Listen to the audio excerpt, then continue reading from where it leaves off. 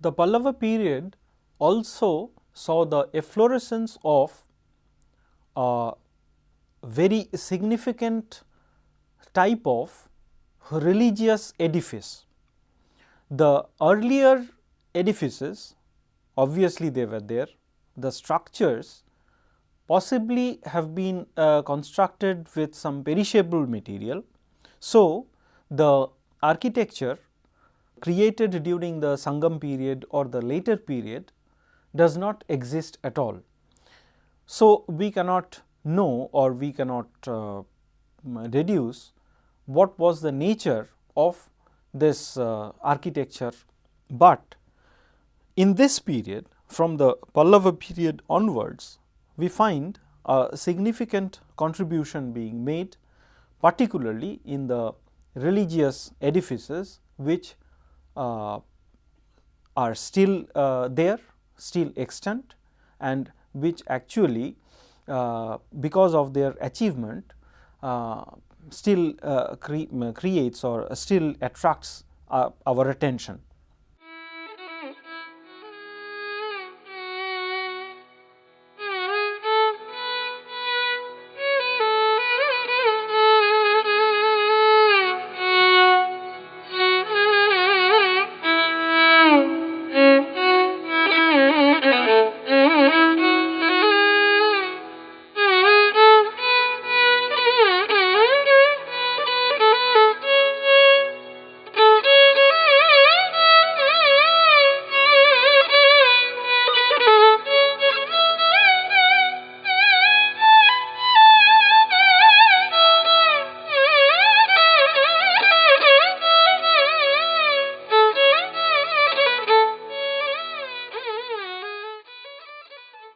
It is found that during the first phase, almost all the remains, the secular remains are not there. So, we cannot deduce or we cannot understand what was the nature of this secular architecture, but the religious architecture, whatever it remains, are wholly rock cut.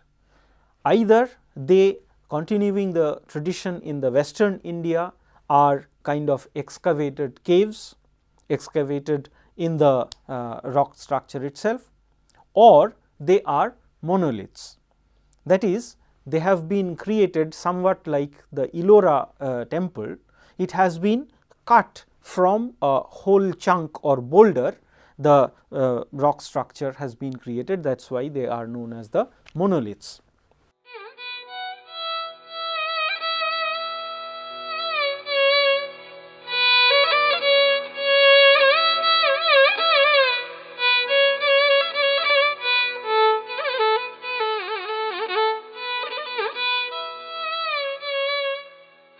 Now, during the first half of the first phase, that is the Mahendra phase, and there we find some of the cave temples at for instance Dalavanur, Tiruchinopolli, Mandakapattu and other places. Somewhere around 14 of these temples are extant or available. They have a very primitive appearance. They have a very pronounced pillar in the facade region or the facade part, and these columns, they are very primitive in their nature, without ornamentations. They are of the rail post type, constructions or compositions. Only in the by the end of the Mahendravarman period or the Mahendravarman phase, in the Bhairavakonda cave temples, we first come across the heraldic lion being part of or associated with the capital. Later all throughout the Pallava period, we find that this leonine feature, the leogryph motif, it comprises the leitmotif of the Pallava architecture.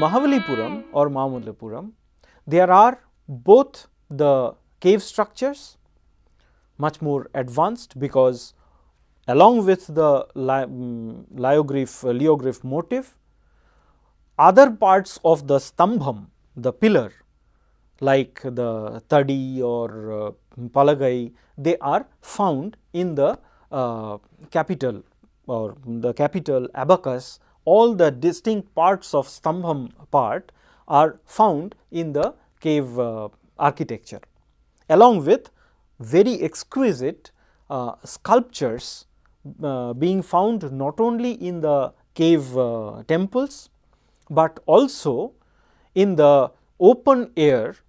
There was, particularly in the Gangavataran motif, which is also known as the Arjuna's penance motif, very near to the Mahishasura Mardini cave temple in Mamallapuram. There we find exquisite carvings or sculpture being done on the rock face.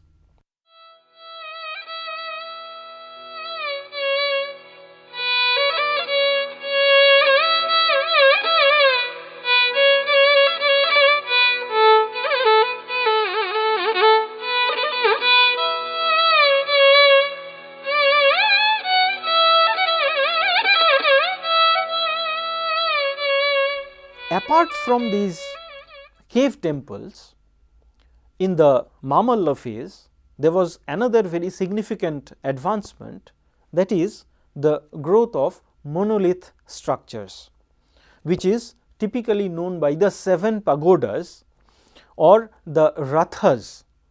There are some 8 Raths, like the some of the most important Raths architecturally are Dharmaraja Ratha, then Arjuna Ratha, Draupadi Ratha, Bhima Ratha, Sahadev Ratha, like that. These Rathas, barring one exception, that is of Draupadi Ratha, they belong to 2 types. One, the Vihara type, and another the Bauddha Chaitya type. In some cases, you have on the shikhara, that is the fenial part, a kind of barrel roof, and in some cases it is a pyramidal structure like the Dharmaraja Ratha. In the Draupadi Ratha, it is the Alpavimanam, that is the most simple structure, built in such a manner which represents, which imitates the thatched roof. With these features, the Mamalla phase, it shows a kind of development, but what for? These temples were being built or the structures were being built has remained a kind of a paradox, because all these 7 pagodas, they were never used for a religious purpose, they were never complete even, and in Mahavalipuram, some of the structures, they have been left incomplete.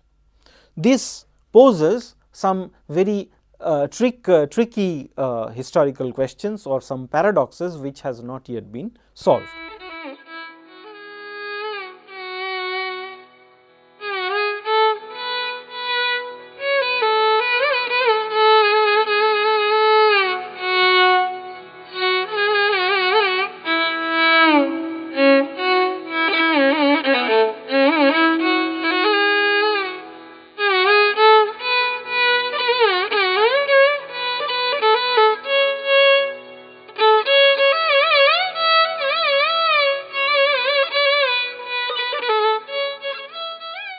during the Rajsimha phase, two most important or significant remains are: one, the shore temple on the built on the very foreshore of Mamallapuram, and the Kailashnath temple in Kanchi. The shore temple, it is actually the amalgamation of three shrines. The tallest one, nearest to the sea, it has a spire, and then there is another shrine adjacent to it, and finally there is another one on the west side, there is another one. When we come to the Kailashnath temple, we find the features that we find in the shore temple, the typical features of the Shadavarga temple are all available there, though the Vimanam part is separate. Then we have an Antaral, possibly built somewhat later, then a Mukha Mandapa, followed by the entrance, the kernel of the future Gopuram, which comprises or which constitutes the most significant part of the South Indian temple architecture in the later period, particularly during the Vijayanagara period.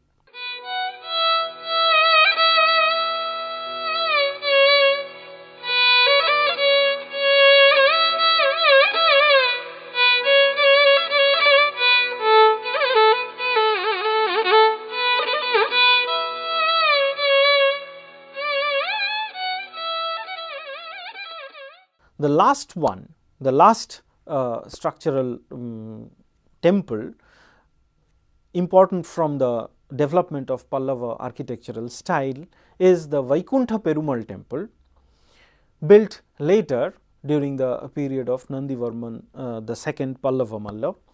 And there, unlike the Kailashnath temple, where the Vimana, Antaral, Mukhamandapa, they are separate, or they are separate entities. In the Vaikunta Perumal temple, all these three features have been brought together within the single roof and in a structure in which these features cannot be differentiated. Again, there is a huge or heavy embellishment of the sculptural motifs, which becomes a very important part of the South Indian temple architecture from this time onwards. The Pallava architectural style, it is, or the importance of the Pallava architectural style is lies here, that in the pan-Indian scene we find three types of temple architecture or temple architectural styles evolving. In the North India, it is the Nagara style, though there are regional variations of the Nagara style, which differs very much from Gujarat to Odisha. Then in the mid region, we find a mixed architecture, which grew up under the patronage of the Vatapi Chalukyas, that is known as the Vesra or mixed architectural style. And in the lower Dravida Desha, we find the development of the typical quintessential Dravidian architecture known as the Dravida style. This Dravida style developed through phases. The first phase may be considered as the Pallava phase, which was subsequently taken up by the Cholas, then the Pandyans, and finally the Vijayanagara kings, later which had the developments during the Madurai Nayakas. Also there were significant changes. The Pallava period, which was the earliest, had the genesis of this South Indian architectural style, and it was also very significant in its achievements. Barring a few like the Kailashnath or Vaikunta Perumal temple.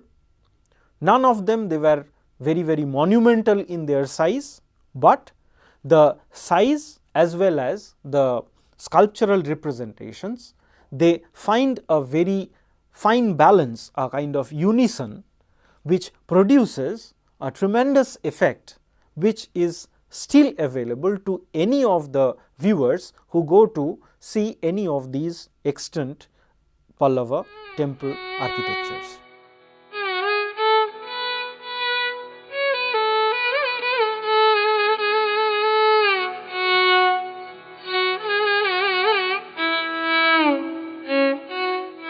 The Vatapi Chalukyans occupied a portion which some of the art historians consider as the upper Dravida Desha, and a peculiar manifestation of their architectural style is an amalgamation of the northern and the southern Dravidian style, which is the signature of their architectural genius. How it evolved, it is not very well known, because the precedents or the antecedents of the Chalukyan architecture has not yet been found, or they are not very ample evidences of the antecedents of Vatapi Chalukyan architecture. The Vakatakas, they have not yet left or we have not yet found enormous amount of their architectural remains. So, what was the precedent or antecedent, it is not very clear, and the region where the Chalukyans started their temple architecture, it did not have that kind of tradition. So, we cannot say with what materials they started developing their architectural genius.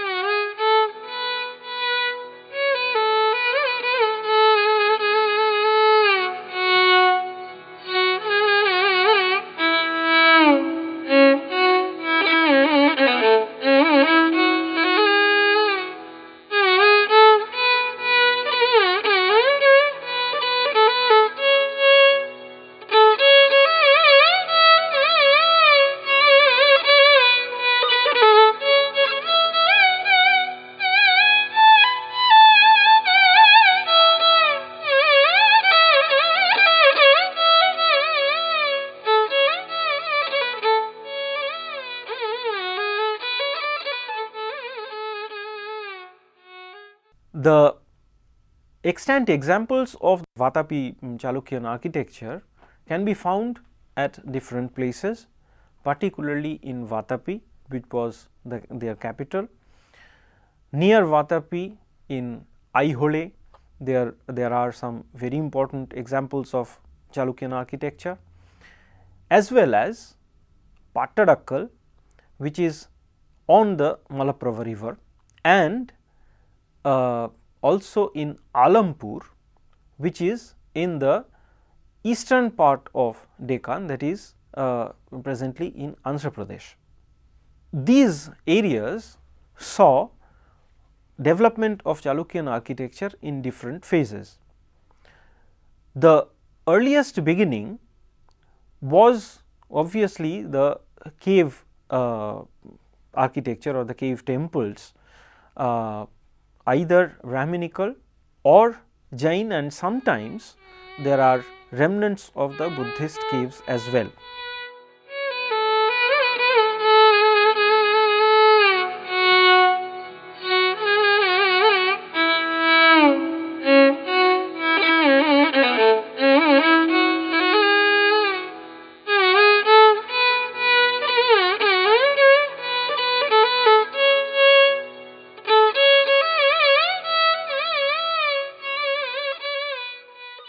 Among the 4 Vatapi cave temples, 3 are Brahminical and another is Jain temple. Among the 4, 1 and 3, on the basis of the foundation inscription, has been ascribed to Kirtivarman Mangalesha, particularly Mangalesha, that is the mid 6th century. And the the largest one, cave number 3, it is dedicated to Vishnu. It has at the very gate, it has a wonderful depiction of the cosmic dance, and the 4th one, it is Jaina temple. Now, the 3 temples, the royal temples, the second one, it was excavated possibly during second Pulakeshi's time, and his queen Durbala Devi may be instrumental in excavating that one. The 3 caves, they are royal caves and has the royal pretensions also. They are much larger compared to the 4th one, which was possibly either excavated at the instance of one Jain preceptor or some patron, some merchant patron of the Jains. Possibly later, even at the time of Mangalesha itself, the structural temples started coming up.